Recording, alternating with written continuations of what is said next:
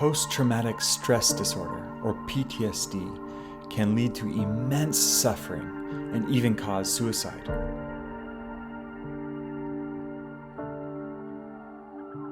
MDMA, or ecstasy therapy, has been shown to be extraordinarily healing for this condition, even reducing symptoms to the point where participants no longer qualified for the diagnosis of PTSD, and this was in a majority of those in this study. MDMA therapy is widely considered the most effective treatment for trauma, even amongst other psychedelics. Today we're going to go over some of the initial theories that have been proposed explaining its usefulness and effectiveness.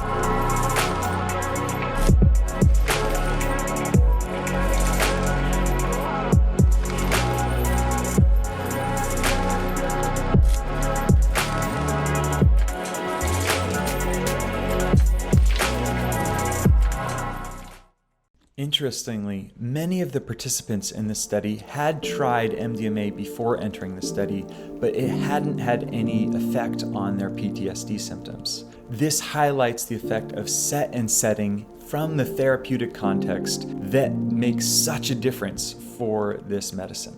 So what was the therapeutic context? We'd have to go through an entire training program to really fully describe that, but briefly, one element that's important is what we call the inner healing intelligence. The inner healing intelligence is in the body. For example, let's say you cut your hand.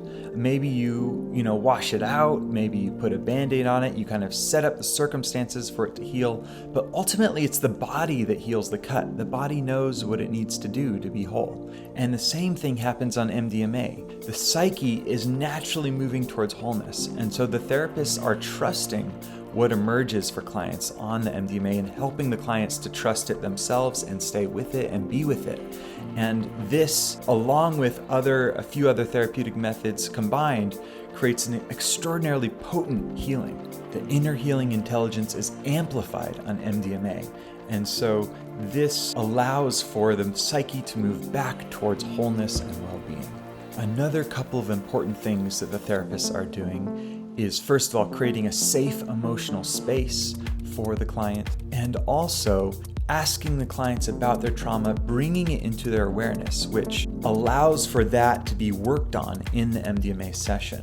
Next, let's look into what happens neurologically in MDMA therapy sessions. So let's go over a few important structures in the brain. The prefrontal cortex is where we can think critically about the world and also create new meaning about experiences that we've been through. Next, we have the occipital lobe, where much of our memories are formed. And we have the amygdala, which is where we process intense fear and intense emotions, and often which is much larger in those with PTSD. Also, interestingly, when the amygdala is activated, it shuts down the prefrontal cortex, where our highest thinking happens, so we can't think anymore. So for folks with PTSD, they often have a lot of fear and terror that they're experiencing throughout their day and throughout their lives, and they're unable to think and kind of help themselves get out of difficult situations.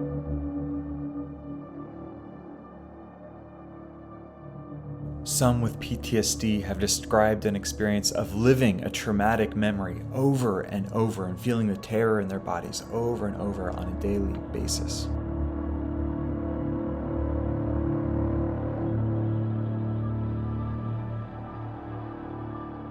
This can be a significant barrier to psychotherapy because a huge element in psychotherapy is creating new meaningful narratives about old painful experiences that have happened. And physiologically, on the neurological level, folks with PTSD sometimes can't access the prefrontal cortex. And so this really limits therapy for its helpfulness to them. And here is where it gets interesting.